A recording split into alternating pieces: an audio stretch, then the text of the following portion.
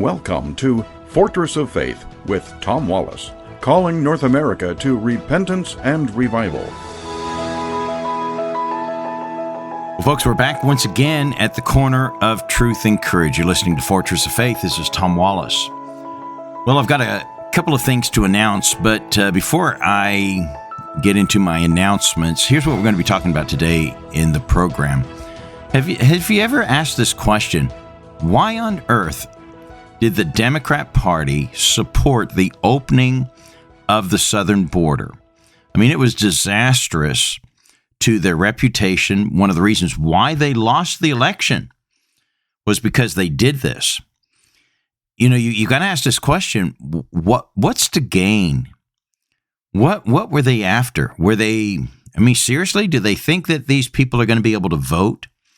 That we're going to let them through fraud and commit crimes and to vote in our election? Is that the end game here? Possibly. But actually, I think I figured it out. I've suspected it, and now I've done some research, and I'm kind of convinced. I think I know what they're trying to do. We'll get into that in a moment. I got some exciting things also to share with you, these quick announcements. Number one, Fortress of Faith is expanding due to the support of our listeners. And thank you. Thank you for those of you who gave. We are now going to be joining the Wilkins Radio Network in their two most premium stations in Philadelphia and Dallas-Fort Worth, and we are in prime time positions. Folks, I want to say thank you to those of you who've given to make this happen. We were going to be also expanding into some of their more, still good radio network, and we'll be getting there eventually. But after some long discussions, we have felt it's best just to stick with their premium stations at right now. So Dallas-Fort Worth on KCLE will be at 5:30 in the evening, drive time, and also at 12:45 in the afternoon. Over 8 million in the metro area that covers, that station covers very, very well. And also, there's over 100,000 Muslims. So there's a lot of issues and concerns there about Islam, which our show is going to deal with. In Philadelphia, 300,000 Muslims in Philadelphia. And we'll be on at some really good times there at 7:15 in the morning and 6:30 in the evening. And so over 6 million population that we'll be broadcasting over. So we're excited about that, joining the Wilkins Radio Network. If you know people in Dallas-Fort Worth, Philadelphia area, get a hold of them. Let them know we're coming to their radio. Also, too, we have finally come up with our prices and dates for our Turkey tour to visit the 7 churches of Revelation. And I'd love for you to join us. We're going to be going November 6th through the 14th, and our price has gone up a little bit more than last year. We had a tremendous price last year. It was just amazing there. Inflation, though, has gotten a hold of things. We knew it would. But still, we've got a great price there for just under $3,500, $3,500. You can spend 7 days and nights with us in Turkey, visiting these 7 churches. We're talking about Ephesus and Smyrna and Sardis and Philadelphia. We'll also be taking in Laodicea, of course, and others. And we'll be also seeing Colossae, the city of Colossae, where Paul wrote to the church of Colossae, where we have the book of Colossians.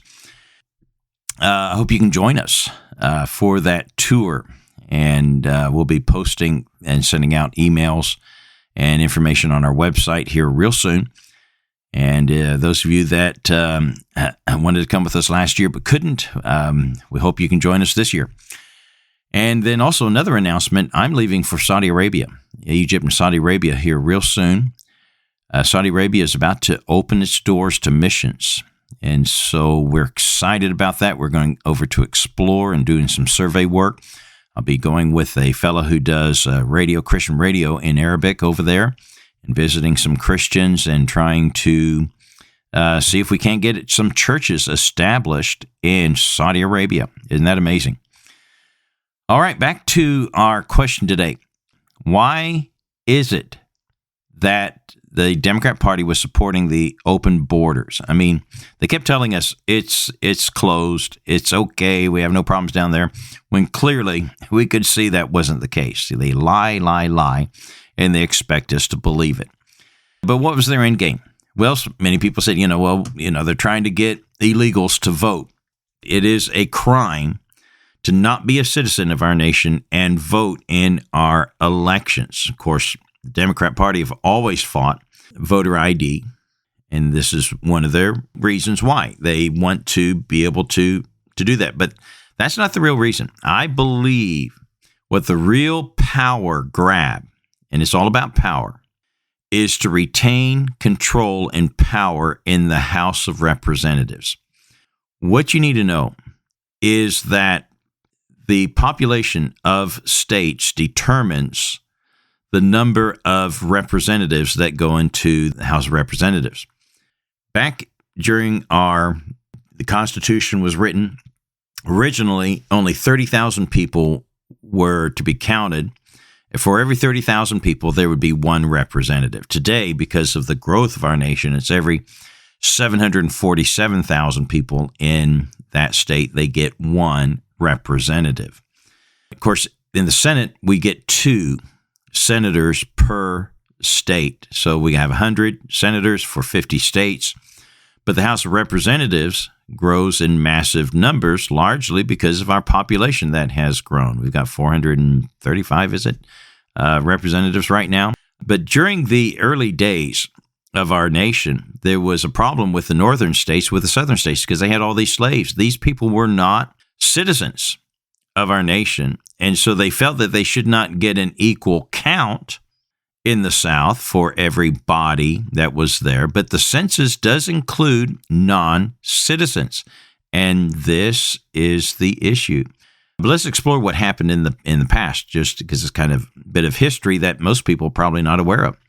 Did you know in the Constitution, it classified people this way? You had citizens, then you had the Indians, non-taxed, and then all other persons.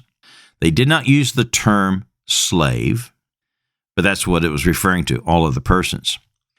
And so therefore, they felt that they needed to have some representation, but they didn't want to give them full representation because the masses of numbers of slaves in the South compared to slaves in the North were quite significant. And so the solution was this: we'll give them 3/5 of a count. So slaves were not considered a whole person in a way. They were considered 3/5. So, for example, if you had 30,000 slaves, it wouldn't add up to 30,000 people. Only 18,000 would be considered. So to get one representative in Congress for the number of slaves, you would need 50,000 slaves and only 300,000 citizens to be counted for a representative. I have confirmed this. And on the census.gov website, it does tell us, because this question has been asked. I'm not the only person questioning this, apparently, but it is on their FAQ. Yes, all people, citizens and non-citizens, with the usual residence in the United States, not full residents, but usual residents, are included in the resident population for the census. So these illegals that have been pouring across the border, guess where they go? Sanctuary cities, right? The sanctuary cities are going to be Democrat cities. And this is exactly what they have been gaining in doing this. And so they are pulling these illegals into their state, into their cities, knowing that in the next census they will be counted. We're talking about 6 million people here.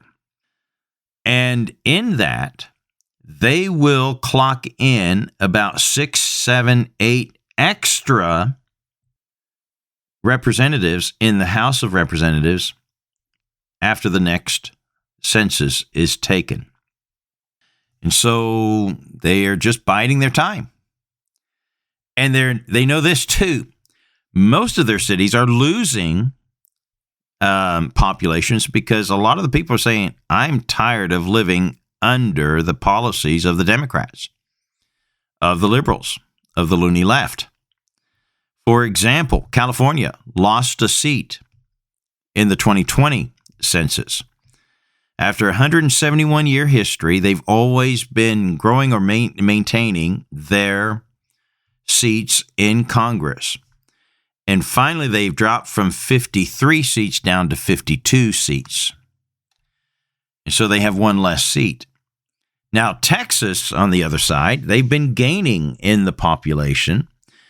And so in the 2020 census, they gained 2 extra congressmen because of the 2 seats they've gained because of the population growth. California lost 1. A lot of people left there, and they still are leaving. And many are heading to Texas. Now, Colorado gained a seat. And I remember my wife's family used to live in Colorado back in the 90s and turning of the 2000. And many Californians were leaving Colorado. Colorado was a Republican state. It was a red state. But here's the problem. A lot of the Democrats were fed up with the high taxes and stuff, so they left California, and they were all piling into Colorado after a while, for a long time during that time period. But they brought their politics with them. And as a result of that, they've turned the state very much blue. And that's a sad event for Colorado. Beautiful, beautiful state. And so, but Colorado is still gaining in population. They gained an extra seat. Florida gained an extra seat. Montana gained a seat. North Carolina gained 1, and Oregon gained 1. California lost. Illinois lost. Michigan lost. New York lost. A lot of these people are leaving. Ohio lost. Pennsylvania lost. And West Virginia, sadly, they lost a seat. They have such a small population already, and they lost the few that they had, one of the few they had. And so this is how our government works. But with all these immigrants that have been piling in since the Biden administration, we're going to see in the next census of 2030 a huge change. We have to make some laws to prevent that from happening. If not, and I guarantee you the Democrats are going to fight this tooth and nail. And this is part of this birthright debate that Trump has now launched into our country. Do these illegal aliens that come over here illegally deserve the right for their children born here to have citizenship, even when they came here illegally? I personally believe they should not. It's going to be dangerous for the future of our nation. And so anyhow, just wanted to bring some, hopefully, enlightenment and understanding to that so we can pray for our nation and to stand for what is right. Well, that's going to be it for today. Join us again tomorrow at the corner of truth and courage. God bless you.